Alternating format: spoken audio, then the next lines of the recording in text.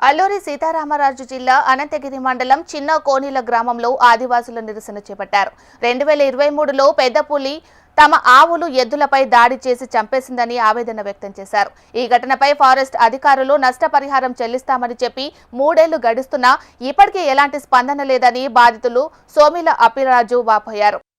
నమస్తే సార్, నేను సోమిల అప్పలరాజుని బూరు నుంచి మాట్లాడుతున్నాను. బూరుకు చిన్నపల్ల గ్రామాలు డ్రంపల్లి పంచాయతీ అనంతగిరి మండలం అల్లూరి సీతారామ జిల్లా సార్. 2023లో టైగర్ దాడి చేసింది. మా 5 కుటుంబాలు మా ఎడ్లుని 7 ఎడ్లకి టైగర్ దాడి చేసింది. మరి ఫారెస్ట్ వాళ్ళు వచ్చారు, చూశారు, ఫోటోలు తీశారు.